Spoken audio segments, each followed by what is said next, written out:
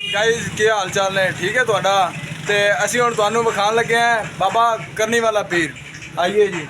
अस्सलाम वालेकुम बाबा जी की हाल चाल ने? वालेकुम सलाम जी, बस ठीक है जी। मैं ठीक हो जी? हाँ ठीक है मेरे को। ते किवें इत्थे साडे होटल ते मैं जी करनी का पीर है, मैं थोड़े होटल से थोड़ी मुठे जलेबियां खान आया। अच्छा जी, जलेबियां। जन्नत फिरदौस दा।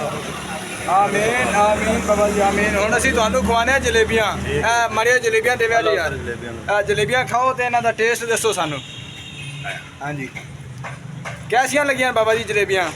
खाते हैं खा लो पहले खा लो। हाँ जी हाँ जी, ये पहले खा लो बाद में दसना कैसियां ने जलेबियां। क्या बात है उस्ताद जी, क्या बात है जलेबी उस्ताद जी। मज़ा आ गया।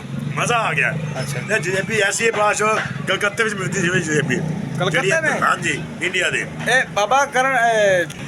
बाबा करने वाला पीर कह रहे ने जी हाँ। ए जी जलेबी कलकत्ते में नहीं मिलती जे जी इन्होंने खाधी है ते बड़ी तारीफ कर रहे हैं जी, बड़ी तारीफ। क्या बात, क्या बात है। अल्लाह ताला तेरू तरक्की देवे तो पानी पिया दे ठंडा। आमीन बड़ा अच्छी जलेबी बनाई। आमीन। पानी पिया देने बाबा जी तुम। ए पानी आ लो जी, आ पानी पीवो बाबा जी, ए पियो पानी भी ठंडा है बाबा जी। ठीक है जी, अल्लाह ताला तुहानू भी खुश रखे। ये करनी वाले पीर कलकत्ते विचों सानू मिलने वास्ते आए ने, कहते इत्थे जलेबी इन्हां नूं पसंद आई है ते जलेबी खाण आए ने। मैं उत्थे ले जाने 2 किलो जलेबी।